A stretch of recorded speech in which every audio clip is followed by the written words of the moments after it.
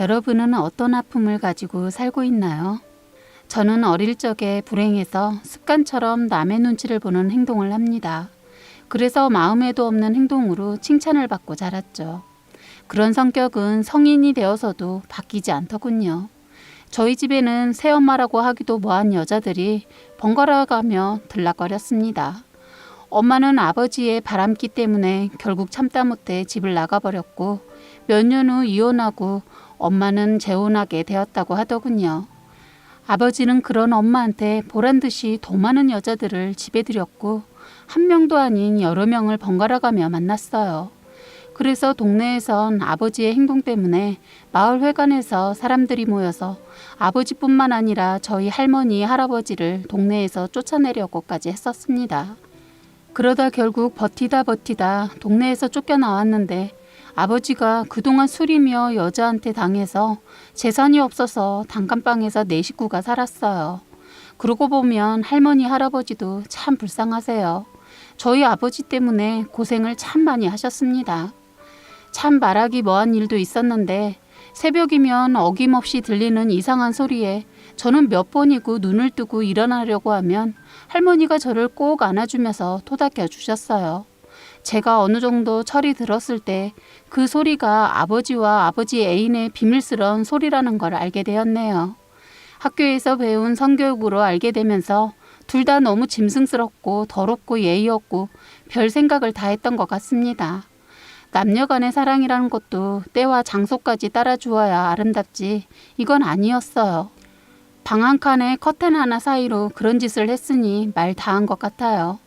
그런데 아버지가 언젠가부터 달라지시더니 제가 많이 컸다고 생각했는지 그런 행동을 멈추시더니 이사까지 해서 저를 위한 공부방을 만들어주고 아버지는 할머니 할아버지와 자더군요. 그 이후론 별 문제가 없었고 세월이 흘러 이사도 하고 돈도 어느 정도 모이게 되었어요. 아버지가 술 끊고 여자 끊으니 살림은 몰라보게 나아졌어요. 지금도 왜 아버지가 변한 것인지는 안 물어봤네요. 저희 할머니, 할아버지도 쉬지 않으시고 가정의 보탬이 되려고 폐지도 줍고 했습니다. 그런데 바람은 죽을 때까지 못 고친다는 말 있잖아요. 저희 아버지를 두고 한 말 같네요. 아버지는 제가 대학을 가고 나서부터 슬슬 바람기가 다시 도지더니 여자를 만나러 다니기 시작했어요. 그래서 큰일 날 뻔한 일이 있었습니다. 다행히 할머니가 현명하게 처음부터 생각을 잘한 것 같아요. 집을 처음으로 장만하면서 할머니가 고집을 부려서 비록 자그마한 집이지만 아버지 명의로 하려다 할아버지 명의로 했거든요. 할아버지는 욕심이라고는 전혀 없어서 왜 자기 명의로 했냐고 투덜거렸지만 나중엔 큰일을 막을 수 있었습니다. 아버지가 만나는 여자가 하필 사기꾼이었는지 아버지를 꼬셔서 집을 팔아서 다른 데 소개해준다고 했답니다. 그러면서 둘이서 결혼 얘기까지 오고 가고 다 했다고 해요. 다행히 그 여자가 아버지한테만 사기를 치고 다닌 것이 아니어서 다른 사람이 신고하게 되어 저희는 재산을 잃진 않았어요. 며칠만 늦게 잡았다면 저희 또다시 거리로 나가야 할 상황이 될 뻔한 아주 큰 사건이었습니다. 친정 얘기를 하려는 게 아니었는데 막상 글을 쓰다 보니 친정 얘기가 나오니까 사건들이 하나둘 생각이 나서 말이 길어지네요. 제가 결혼하기 전까지 친정에 참 많은 우여곡절이 있었습니다. 말 다 하다 보면 날이 새도 모자랄 것 같아 일단 이쯤에서 마무리하고 이제부터 제 얘기를 해봐야겠네요. 세상에 이런 미친놈이 또 있을까요? 바로 신랑 때문입니다. 신랑은 워낙 숫기도 없고 여자들 있는 곳에서는 한마디도 못하는 사람입니다. 제 친구들 소개해 줄 때도 눈을 제대로 맞추지도 못하길래 그 정도의 성격이라고 알았습니다. 그래서 늘 제가 대신 중간에 말을 섞어주곤 했어요. 저는 이 사람이 원래 이런 사람인 줄 알았습니다. 그런데 알고 보니 이 사람 완전 모든 것이 거짓이었고 사기꾼 같은 사람이었습니다. 저는 이 사람이 가면 쓴 걸 못 보고 결혼하고 5개월이나 되어서 그동안 저를 속인 것을 알게 되었어요. 지금부터 어떤 일이 있었는지 정리를 해서 말해볼게요. 저는 부모님이 이혼하시고 아버지랑 살았고 어머니는 이혼하고 재혼하셔서 딸아이도 낳았습니다. 엄마가 결혼해서 애를 낳았다는 소식은 뒤늦게 알게 되었고 저에게 동생이 있다는 것이 어색하고 불편해서 왕래를 하지 않고 지냈어요. 긴 세월을 안 보고 지내다가 엄마가 제가 결혼을 한다고 하니까 동생을 데리고 상견례 자리에 나왔더라고요. 엄마는 엄마 쪽 남편분한테 허락을 받고 나오셨다고 했어요. 엄마 생각으론 행여나 엄마 없다고 흠이라도 잡힐까봐 저 생각하시고 이혼까지 했으면서도 저를 위해 동생까지 데리고 나타난 엄마가 이해가 가지 않았습니다. 서로 서먹한 인사를 나누고 바로 상견례를 했습니다. 그런데 동생은 저를 처음 봤는데도 너무 놀랍게도 잘 웃으며 저를 좋아하는 눈치였어요. 그리고 더 놀라운 것은 동생이 저를 참 많이 닮았더라고요. 동생은 이 자리를 어색해하지 않고 친언니 대하듯 편안하게 저를 대했어요. 되려 동생이 언니 같았어요. 그런데 문제는 저희 둘의 문제는 없었는데 신랑놈이 엄청난 일을 벌인 겁니다. 이 사람은 저를 속이고 나쁜 짓을 하기 위해 아주 친밀하게 계획을 다 세웠더군요. 이 사람이 대단한 사람이었다는 것을 알고 피가 거꾸로 섰는 줄 알았습니다. 요즘 모 연예인이 학교 폭력으로 언론에서 떠들썩 하잖아요. 바로 이 사람도 그런 사람이었어요. 여자 밝히고 그리고 학폭에 친구의 애인 뺏기 등 이 사람의 이력이 입이 떡 벌어질 정도이더군요. 학창시절 모범생으로 잔소리할 일 없다고 말했던 시어머니의 말도 다 거짓이었어요. 이 사람은 학창시절 엄청나게 떠들썩하게 놀았고 여자도 한둘이 아니었다고 하더군요. 그런데 더 화가 나는 것은 제가 보는 눈이 그거밖에 안 되는지 어떻게 골라도 만나도 딱 저희 아버지와 똑같은 사람을 만났다는 게 너무 화가 났습니다. 여자 좋아하는 거 그리고 술 좋아하고 노는 거 좋아하고 남의 것이 자기인 것 양 함부로 뺏고 탐내는 것 이런 게 너무 똑같아서 화가 났어요. 아버지 같은 사람은 절대 만나지 않을 거라고 다짐하고 다짐했는데 어떻게 이럴 수가 있었는지 미치겠더군요. 이 사람 대학도 간신히 들어가서 결국 못 버티고 휴학을 하고 놀고 먹고 있다가 부모가 빽이 있어서 그 빽 믿고 시아버지 회사 낙하산으로 들어가 일 조금 배우더니 꼴에 사업을 한다고 하도 난리를 쳐서 겨우 작은 회사 하나 차려주었다고 하더군요. 그런데 우습게 생각하고 도전한 회사는 바로 부도가 나서 망했다고 해요. 그런데 거기에서 그치지 않고 또 사업 자금을 이번엔 시어머니한테 말해서 시어머니가 겁도 없이 집을 담보로 대출을 받고 여기저기 돈을 끌어다 그것도 아주 크게 사업체를 차려주었다네요. 이 사람이 일을 디테일하게 배우지 못해서 얼마 안 되었어서 회사 문을 또 닫게 되었다고 하더군요. 아버님께 숨겨서 더 큰 부도까지 당하는 바람에 재산 날려서 결국 시부모님들 이혼까지 하게 되었다고 들었습니다. 저는 처음 이 사람을 만났을 때는 그냥 어머니하고만 사는 외동 아들인 줄 알았는데 알고 보니 동생도 둘이나 있고 누나는 하나 있다고 들었어요. 나머지 형제들은 아버지랑 살고 있고 신랑만 아버님이 버렸다고 해요. 하도 사고를 치고 하니까 다른 자식들한테 영향을 미친다고 없는 자식으로 친다고 사고친 어머니랑 신랑을 버렸다네요. 이 엄청난 사실을 나중에 알게 되었습니다. 더 기가 막힌 것은 결혼식 때 아버님도 형제들도 참석하지 않아서 더 몰랐어요. 사기 결혼 말로만 들었지 이렇게 대놓고 사기를 쳤는데도 어처구니 없게도 그 자리에서 속고 말았네요. 저는 이 모든 사실을 숨긴 놈과 연애를 했고 결혼까지 했습니다. 연애 기간이 너무 짧았던 것도 지금은 후회가 되지만 사실 거짓을 숨기려면 기간은 그리 중요하지 않는 것 같기도 해요. 속이려 하고 덤벼드는 사람한테는 못 당하겠더군요. 너무 따뜻하고 순진했던 사람이라 더 끌리고 안아주고 싶었고 저 또한 기대고 싶었습니다. 그래서 결혼도 빨리 한 것이고요. 제가 신랑을 선택한 것 중에 1순위는 술도 안 먹고 성실하고 착해서였습니다. 할머니 할아버지한테도 잘해서 그걸 좋게 봤는데 그것 또한 쇼였습니다. 모든 상황을 적절하게 거짓으로 모면하고 포장을 잘했어요. 신랑은 지금까지 여자를 아예 만나지 않은 것은 아니라고 솔직하게 말하더군요. 몇몇을 만나봤지만 이렇게 결혼하고 싶은 여자는 처음이라고 하더라고요. 그런 말에 솔직하다고 믿었고 여러 면에서 좋은 면만 봐왔기에 결혼을 했습니다. 저희 결혼은 그냥 가족만 모여서 간단하게 소규모의 결혼식을 했기 때문에 그래서 충분히 저를 속일 수 있었을 거예요. 일가 친척 부르지 않고 코로나로 인해 친구들과 지인 몇 명만 불렀거든요. 이게 문제이기도 했고 더군다나 아버지도 부르지 않는 거 보면 자기가 사기친 거 들통날까봐 아버지한테도 알리지 않고 비밀리에 결혼을 한 거였던 거죠. 그리고 결혼식에 참석한 2명의 남자가 있었는데 친구인 줄 알았는데 알고 보니 일일 알바를 썼더라고요. 결혼식도 하지 말고 그냥 살림을 차릴까도 고민하다 나중에 후회할까봐 작지만 의미 있게 소규모로 했는데 저는 이 사람이 사기를 치고 있다고 생각이 들지 않았어요. 그곳에 모인 모든 분들이 정말 거짓으로 보이지 않았거든요. 그러니 더 의심의 여지가 없었습니다. 그리고 나서 결혼 3개월이 지나고 혼인신고도 했습니다. 그런 다음 바로 임신을 하게 되었는데 그때부터 신랑의 행동이 누가 봐도 이상하다고 느낄 정도의 행동들을 하는 거예요. 평소에 일 끝나면 바로 집으로 왔던 신랑은 자꾸 약속이 있다며 집에 늦게 오기 시작했습니다. 신랑과 저희 아이를 위해 태교라는 것은 상상도 못했어요. 같이 음악 듣거나 얘기 좀 하자고 하면 늘 바쁘다 피곤하다였습니다. 호르몬 때문인지 저는 자꾸 울게 되었고 제가 꿈꿔왔던 결혼 생활이 아닌 거예요. 그러던 어느 날 동생이 전화가 왔어요. 이놈이 본색이 드러나기 시작한 시기입니다. 언니 난데 형부 좀 이상해. 자꾸 나한테 시간 있냐고 하면서 자꾸 같이 술 한잔 하자고 하는데 둘이 문제 있어? 아기도 임신해서 사이가 더 좋을 거라 생각했는데 아니야? 저번에도 말도 없이 회사 앞으로 와서 형부가 고민이 있다고 해서 같이 밥 먹고 언니한테 전화하겠다고 하니까 우리 만난 거 비밀로 해달라고 하는 거야. 이건 아닌 것 같아서 전화했어. 전화를 받으면서 많은 생각이 스쳐 지나갔어요.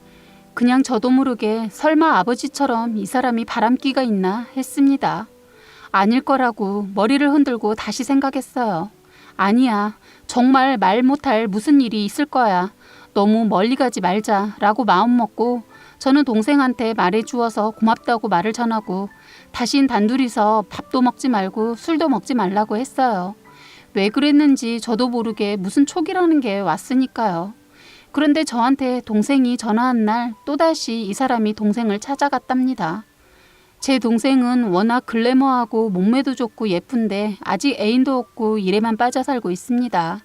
그 새끼가 이런 제 동생을 두고 가만히 있을 놈이 아니었던 거죠.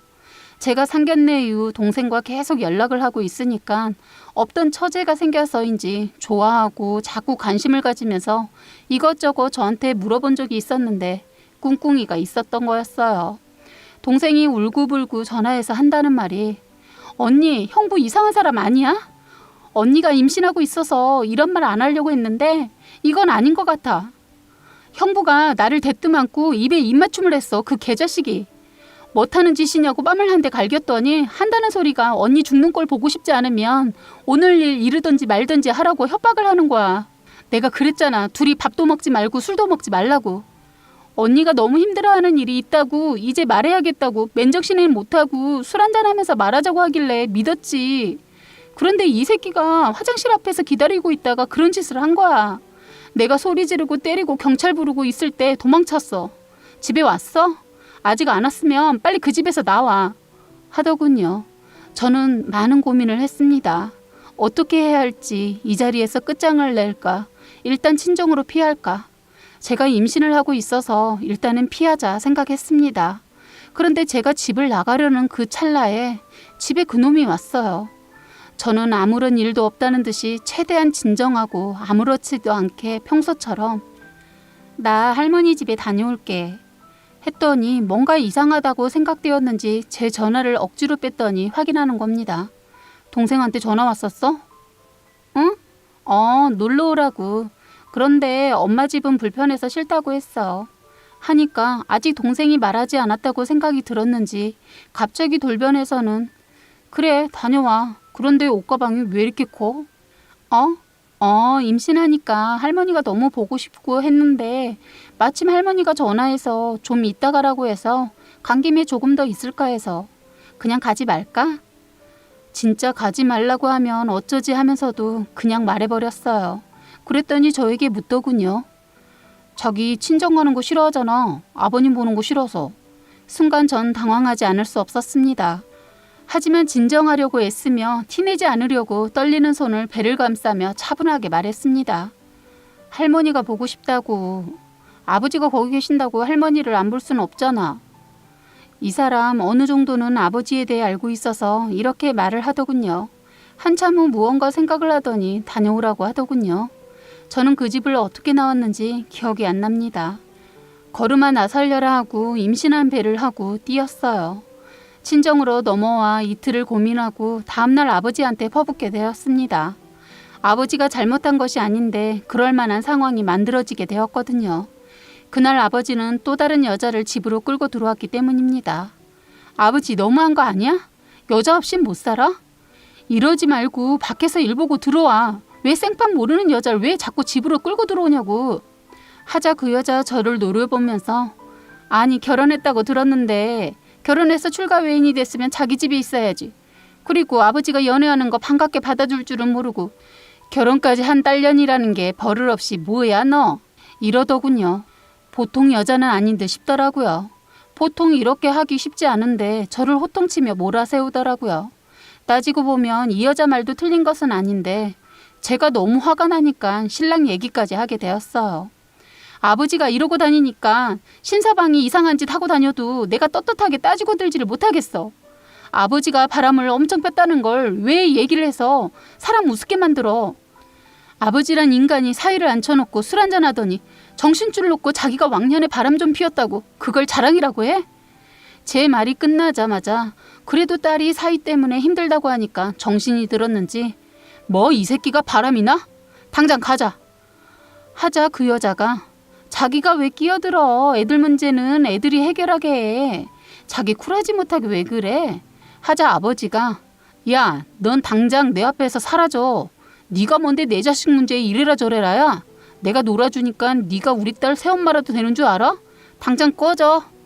하면서 물건을 집어들자 깨갱하고 도망치듯 가는데 그때 신랑이 문 밖에 도착해 있었습니다. 아버지는 신랑의 멱살을 잡아 바닥에 내동댕이 치려 했는데 되려 힘에 딸려 꼬꾸라져 버렸어요. 꼴이 아주 우습게 되었습니다. 아버지란 사람 당신은 그렇게 바람을 피웠으면서 딸 문제는 다른가 보더군요. 우스운 꼴에도 다시 일어나 마구 그놈의 몸을 주먹으로 쳤어요. 야 이 새끼야, 네가 지금 무슨 낯짝으로 여기로 온 거야? 너 바람 피웠냐? 하자 기가 막힌 게 아니에요 장인어른. 아버님 제가 어떡해요. 미나 임신도 했는데 제가 어떻게 그런 짓을 합니까? 거짓말을 하더군요. 뭐 이 새끼야? 너 확실하게 말해. 지금 문제는 수면으로 떠올라 있는데 지금 그걸 억지로 눌러서 감추려 해? 이건 감춘다고 감춰지는 것이 아니야. 언젠가는 다시 떠올라. 제가 왜 거짓말을 합니까? 하고 둘이서 실랑이를 하고 있을 때 동생 얘기를 할 찰나에 그때 제 전화에 친구 전화가 걸려왔어요. 저는 전화를 받을 상황이 아니어서 문자를 간단히 보냈는데 뜻밖의 사진이 보내져 왔습니다. 사진은 그놈과 같이 딱 들러붙어 걸어가고 있는 친구를 다른 친구 한 명이 찍어서 보내온 거예요. 저는 피가 거꾸로 솟는 것 같았어요. 저는 바로 신랑놈 앞으로 가서 사진을 들이밀었어요. 그걸 쳐다보고 있는 그 새끼의 뺨을 사정없이 때렸습니다. 그러자 그 새끼 저에게 쌍욕을 하면서 제 멱살을 잡으면서 야 그래 내 아버지도 한 걸 왜 이렇게 오바야? 한번 겪어보고 자랐으면 익숙해야 하는 거 아니야? 하는데 죽여버리고 싶었습니다. 이 새끼가 순간 제가 임신한 사실을 까먹었는지 저를 확 밀쳐버렸어요. 순간 저는 문 앞에 놓인 화분에 배가 부딪히면서 내동댕이 쳐지게 되었죠. 순간 할아버지 할머니 놀라셔서 할아버지가 베란다에 가더니 망치를 들고 나와 그놈 발쪽을 사정없이 내리쳤습니다. 놀랐는지 순식간에 발을 맞은 줄 알고 그놈이 주저앉아 자기 발을 살피더군요. 그 꼴이 기가 막혔습니다. 할아버지는 벽을 망치로 치면서 너 이 망치로 죽고 싶지 않으면 당장 이혼하라고 하셨어요. 할머니도 화가 잔뜩 나서는 고양이 똥모래를 그놈한테 확 부어버렸어요. 고양이 털 알레르기가 있는 이놈은 재채기를 연신하면서 문을 열고 나갔는데 그 상황에서도 문 밖에서 찌그리고 있길래 더 화가 나신 할머니는 분이 풀리지 않았는지 변기물을 퍼와서 확 끼얹었어요. 아버지도 한마디 하고 문을 닫았습니다. 너 같은 새끼는 너무 비겁한 거 알아? 가족과 친구는 건드린 거 아니다. 내가 그동안 잘 산 것은 아니지만 너 같은 쓰레기는 벌을 받아야 해. 그리고 내 딸 옆에는 든든한 가족이 있다는 거 잊지 마라. 아버지가 저렇게까지 말할 자격이 있는지 모르겠지만 일단 가족과 친구는 안 건드리셨으니까 수긍이 되더군요. 그 상황에 너무 정신이 없어서 동생 얘기는 하지도 못했네요. 그런데 아버지는 바람을 핀 것에 대해 너무 당당한 모습에 황당했습니다. 저는 그놈이 가고 나서 배가 살살 아팠는데 자고 일어나니까 조금 통증이 좋아져서 병원을 찾지 않았어요. 어떻게 보면 그럴 겨를이 없기도 했습니다. 그 일 이후로 시어머니 전화해서 따지고 들면서 결혼식의 거짓된 내막도 더 많이 알게 되었지요. 모든 것이 거짓이었다는 것을요. 다음날 시어머니 자기가 잘못했다고 앞으로 밝혀질 일 그냥 다 말한다며 얘기해 주셔서 그때 다 까발려져서 더 많이 알게 되었어요. 이 사람 완전 개날라리에 깡패였다는 것도요. 속을 하도 썩여서 마음 고생하다가 결혼한다는 말 듣고 이제 속 차린 것 같아 너무 좋았는데 하면서 횡설수설하다가 결혼까지 해서 애도 있는데 다시 생각해봐라 하시면서 우시더군요. 그러면서 아가 네가 잡아줘야 한다 하면서 저한테 빌다가 욕하다가 하던 시어머니 덕분에 정리하는데 더 깔끔하게 미련 없이 하게 되었어요.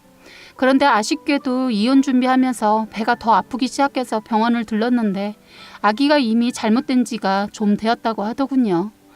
그렇게 저는 아기를 보내고 이 새끼도 제 인생에서 완전 지웠습니다. 이혼할 때 동생한테 나쁜 짓 한 거 가게 CCTV에서 찾아서 성추행에 공갈 협박에 벌 제대로 주었네요. 지금은 가게 하나 차려서 동생과 함께 일하고 있습니다. 저는 동생한테 너무 고맙고 미안해요. 그 미친 새끼한테 그런 짓을 당하게 한 것과 고마운 것은 용기 내서 속으로 감추지 않고 말해준 것에 대해 너무 고맙고 감사할 따름입니다. 이제 결혼보다는 앞날을 생각하며 행복해지려고 노력하고 있습니다. 옆에서 동생이 많은 힘이 되어주고 있어요. 여러분도 고민이 있다면 너무 숨기려 하지 말고 꺼내보세요. 한결 나아지실 겁니다. 여러분은 소중하니까요. 이제 저는 죽고 싶지 않습니다. 열심히 살아가도록 많이 응원해주세요. 지금까지 제 사연을 들어주셔서 감사합니다. 지금까지 여러분의 소중한 사연을 읽어드리는 해바라기 사연방이었습니다. 구독과 좋아요, 알림 설정 부탁드리겠습니다. 습니다.